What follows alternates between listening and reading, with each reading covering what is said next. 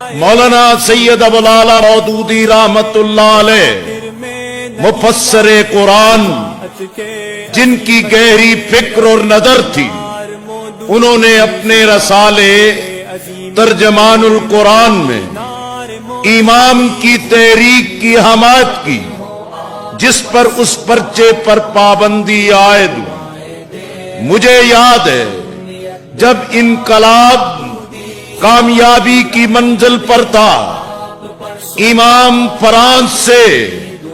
جو تہران کی طرف سفر کر رہے تھے، اس سے پہلے انہوں نے ایک وفد پاکستان بھیجا تھا، اور امام کی ہدایت پر وہ مولانا سید ابو العلا مودودی رحمت اللہ علیہ سے ملنے کے لیے آئے۔ میں پنجاب یونیورسٹی کا اسٹوڈنٹ یونین کا صدر تھا، اسلامی جمعیت طلبہ پاکستان کا میں مرکزی ناظم اعلیٰ تھا۔ مولانا مودودی کی ہدایت پر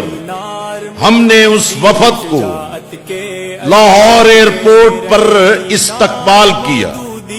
اور انہیں لے کر مولانا کی رہائش کا اچھرے میں آئے، اور حقیقت میں اس انقلاب کے مرحلے نے اس اسلامی تحریک کو آپس میں جوڑ دی۔ اور میں یہ بھی سمجھتا ہوں دنیا بھر میں عالم اسلام کے ممالک میں اس وقت جمہوریت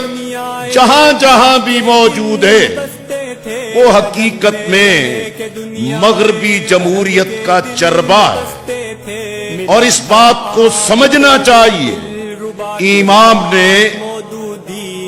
ریاست کے نظام کو چلانے کے لیے قرآن و سنت کی روشنی میں جو ایک شاندار پیغام اور نظام دیا ہے،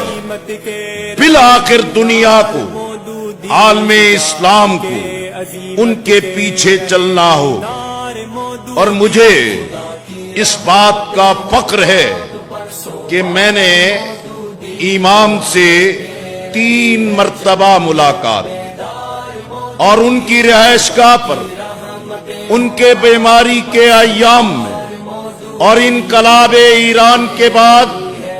جو پہلا وفد ایران گیا تھا، مجھے اس میں شرکت کے ساتھ امام سے ملاقات اور ان کی زیارت کا بھی موقع ملا۔ عظیم شخصیت، ان کی گفتگو میں ملائمیت تھی، ان کی گفتگو میں تاثیر تھی جو دلوں کو فتح کر لیتی تھی۔